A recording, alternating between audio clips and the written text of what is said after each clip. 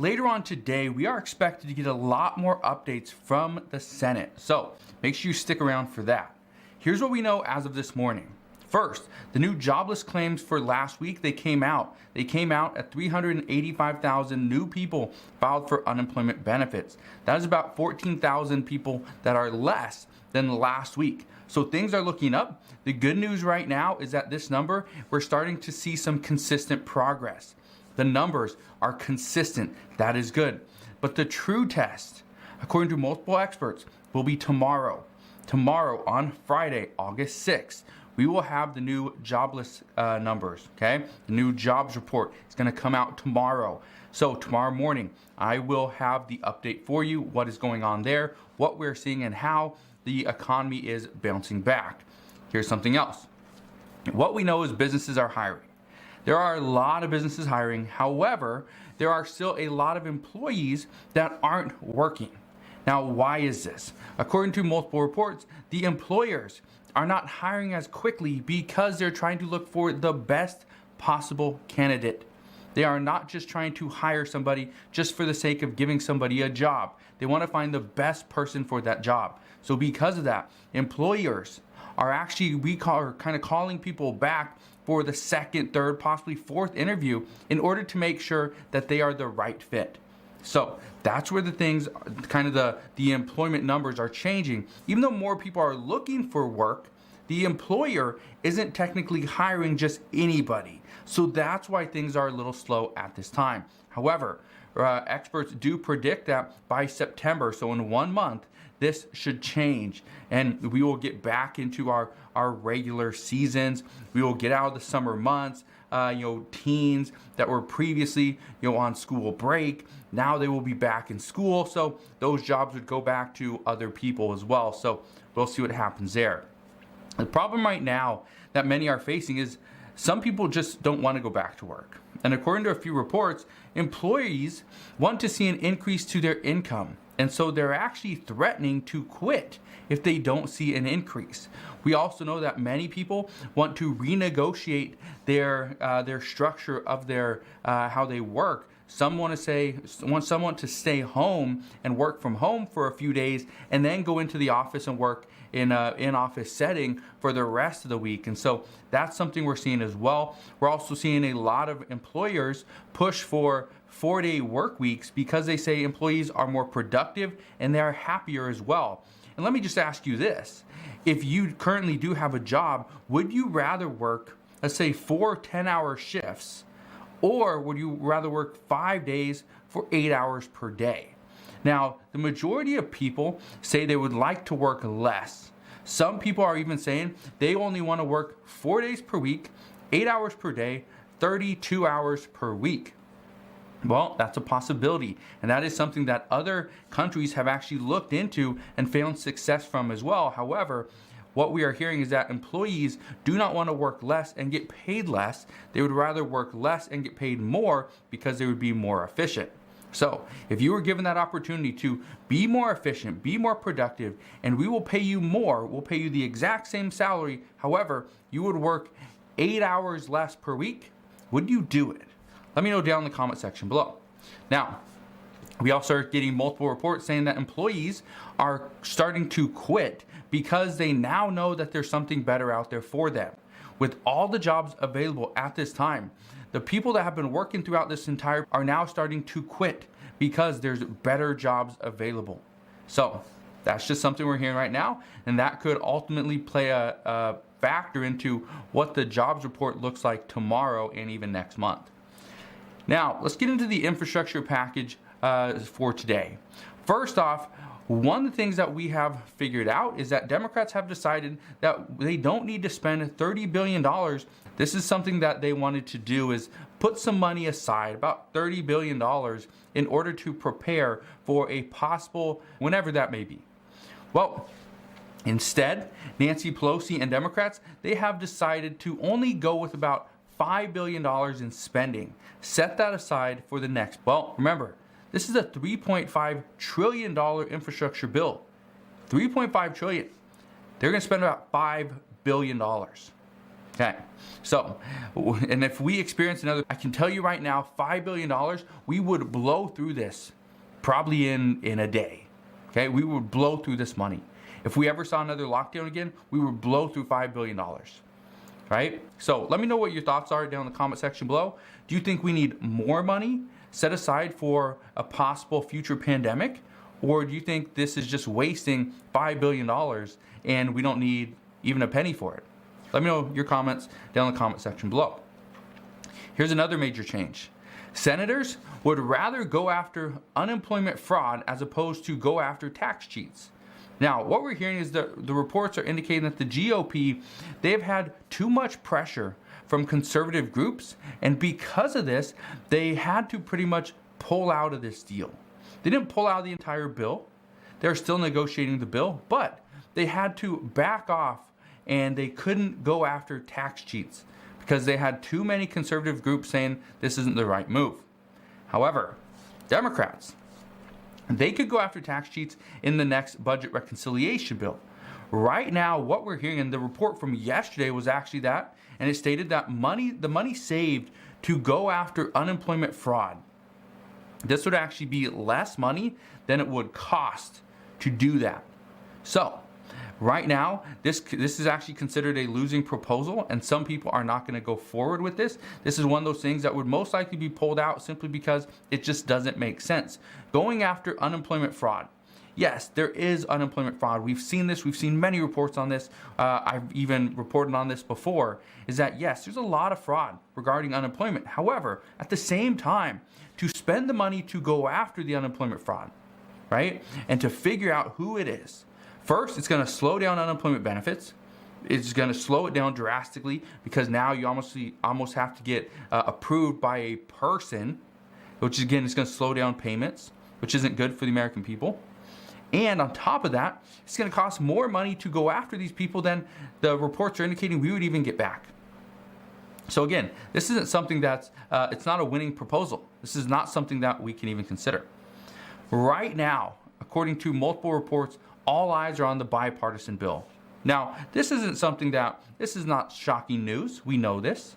The bipartisan bill that Republicans and Democrats are trying to pass, this has to get done quickly. This has to be done in the next 3 days, 4 days, because the Senate is supposed to go on recess on August 9th. Well, right now, according to multiple Senate Republicans, as many as 20 Republicans are currently on board and would vote yes to this bill, as it stands currently. However, we do know Senate Minority Leader Mitch McConnell, he says he wants to wait. He doesn't want to rush through this process. He wants to take things serious and go carefully. So, what we see moving forward, honestly, we don't know. But right now, according to multiple experts, they say this is going to be a huge win for the Senate, the American people, and for President Biden. Which I guess that's a good thing that the American people are going to see a huge win as well. The win, though, according to this expert, is not from the bipartisan bill. Yes, this is going to help. It's going to provide more jobs in the future. However, the win is coming from once we pass the bipartisan bill, then Democrats will work on the budget reconciliation. That's where the wins are coming from for the American people. Currently, it's pretty much just a win for the Senate and President Biden. So, we will see. Also, according to multiple reports, lawmakers are asking President Biden to include more in the budget reconciliation bill. Some say that they know this $3.5 trillion infrastructure bill will get dwindled down a little bit. The reports right now are indicating this is going to be anywhere between $2 to $2.5 billion when it's all said and done. However, according to Senator Bernie Sanders, he says anything under $3 trillion would not get his support. Even progressives are saying $3.5 trillion is too low. We need to go higher. The report there is they want to see something in between $5 and $6 trillion. But all indications point to that would never happen because the moderates would not support this. That is Joe Manchin and Kyrsten Sinema. What we do know is Democrats want to see more going to schools and students. We also know they want to see that past students are taken care of through the student loan forgiveness program. They want to see up to $50,000 in student loan forgiveness. However, that's not something that President Biden has said he can do. According to Nancy Pelosi, he does not have the power to do this, so Democrats are probably going to try to move forward with this student loan forgiveness program in the next bill. However, would this pass through the Senate parliamentarian? Something like that, we just don't know yet. However, I expect it would in some fashion. Although some say we can't just give or forgive everybody's loans, as this would ultimately not be fair to those that didn't go to college, didn't get a loan, simply because of the costs involved. If those people would have known, hey, we're going to get our loans pretty much canceled and forgiven, more people would have gone to college. But as of right now, that's not the case. So many lawmakers are saying that no, this wouldn't be fair to just forgive loans to people that now have a higher education and can afford or should be able to afford these loans. It's just not fair to those that didn't get that education and obviously couldn't afford those loans, and now the loans are going to be forgiven anyway. So it's, again, going back to fairness. This is what we talked about a couple weeks back, as well as lawmakers want to be fair with this next bill. Also, lawmakers are still calling for additional stimulus. Last week, I addressed how Representative Ilhan Omar, she proposed a new bill that would give Americans $1,200 per month. Now, even though some say that this is a good idea, a lot of people say that no, this won't work because it's too slow.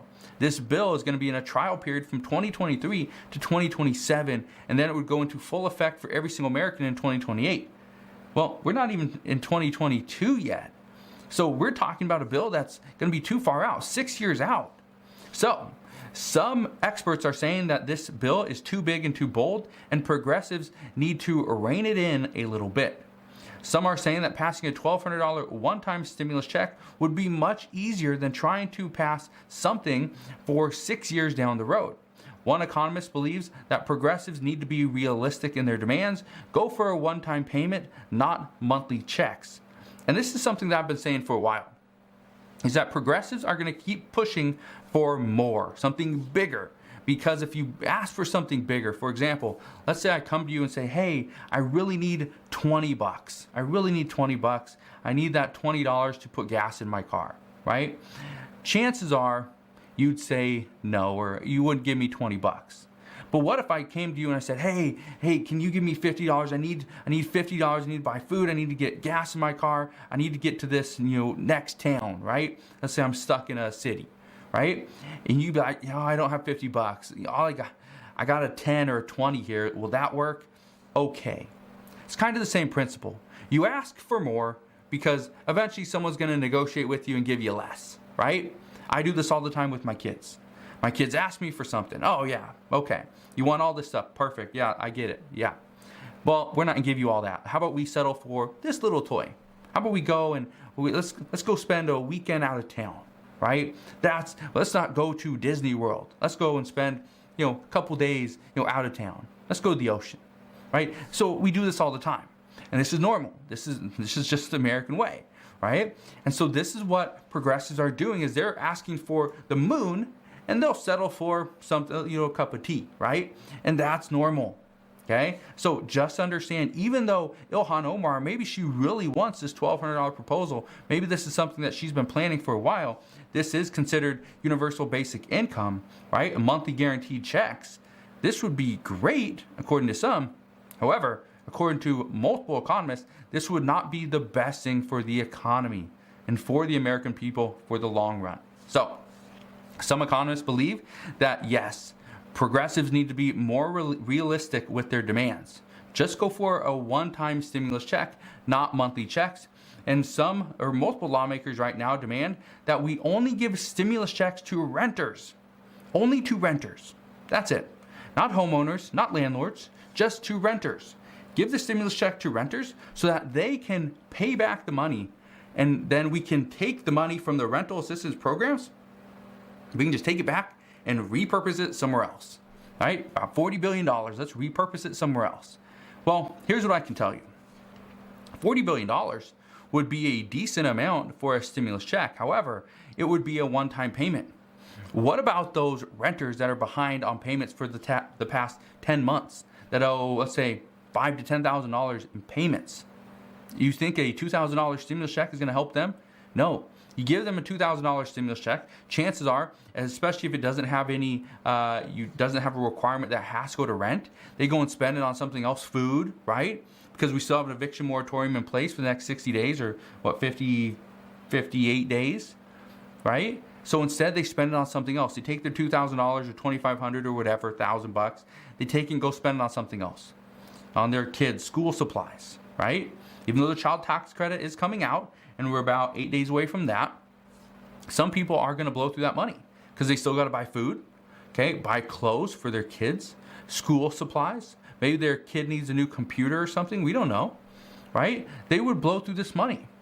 And then we'd still be in the same position. So, and let me know your thoughts on this one as well. Would it make more sense to take back the rental assistance money from the states that are too slow to even put this money out there and just go give it to the hardest hit individuals through a stimulus check?